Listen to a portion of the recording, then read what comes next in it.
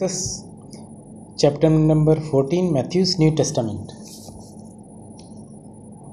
John the Baptist is fomenting rebellion in the people of Israel, Jews, against the Roman Emperor and their Arab vassals. When Herod Antipas, who was son of that Herod, who was after the life of Jesus Christ at the time of his birth, is now after John the Baptist. He came to know that Jesus and his cousin John are organizing people against the government. It was rumored about John the Baptist that he too was resurrected from the dead. That is why miraculous powers were at work in him. Herod Antipas arrested John and bound him and put him in the prison. This he did because of Herodias, his brother Philip's wife. Philip was also the son of the same Herod who tormented Jesus Christ at the time of his birth.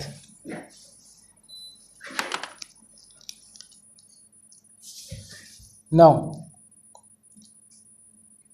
what was the issue between Herodias and John is not known, but John has told to the Philip some times ago that it is not lawful for you to have Herodias. Why John said this, it is not clear. But because of this fact, Herodias, the wife of Philip, who was the brother of Herod, was angry. Herod too wants to kill John, but he was afraid of the people because John was very popular. And John was considered a messenger of God. On Herod's birthday, the daughter of Herodias danced for the guest and pleased Herod so much that he promised with an oath to give her whatever she asked. Prompted by her mother, she said, "Give me here on a platter the head of John the Baptist." The king was distressed, but because of his oaths and his dinner guests, he ordered that her request be granted and had John beheaded in the prison. His head was brought in on a platter and given to the girl, who carried it to her mother. John's disciples came and took his body and buried it. Then they went and told Jesus. Now Jesus is doing another miracle. He is feeding 5,000 people. How it is done? Let us see. When Jesus heard that what had happened, he withdrew by boat privately to a solitary place, because he was afraid he too would meet the same fate. Hearing of this, the crowds followed him on foot from the towns. When Jesus landed and saw a large crowd, he had compassion on them and healed their sick.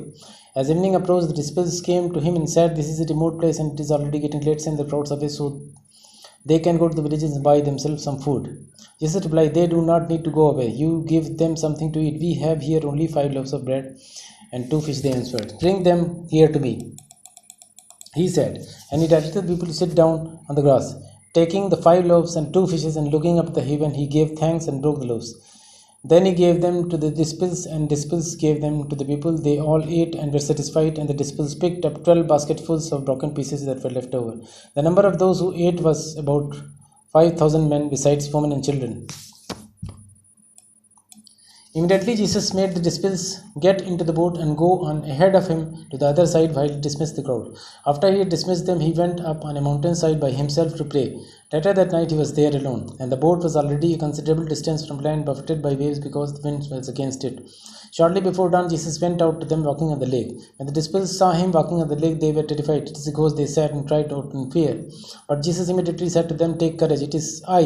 Don't be afraid." "Lord, if it is you," Peter replied, "tell me to come to you on the water." "Come," he said. And the Peter got down of the boat, walked on the water, and come towards Jesus. But when he saw the wind, he was afraid, and beginning to sink, cried out, "Lord, save me." Immediately Jesus reached out his hand and caught him. You of little faith, he said, why did you doubt? And when they climbed into the boat, the wind died down. Then those who were in the boat worshipped him, saying, truly you are the Son of God. When they had crossed over, they landed at Gennesaret. And when the men of that place recognized Jesus, they sent word to all the surrounding countries. People brought all their sick to him and begged him to let the sick just touch the edge of his cloak, and all who touched it were healed. So that is all about this chapter. And in this chapter we see again that Jesus is doing miracles and miracles. After the John was killed, he was afraid. He was frightened. He went away to the far away place. And then he is credited to feed 5,000 peoples with only 5 loaves of bread and 2 fish. And again we see that he is walking in the water. So all these things is purportedly to be done by Jesus Christ. We know today in this age of science that these things were never done. This was all propaganda which was created by Jesus Christ and his followers to garner support of the gullible people living around that area. That's all.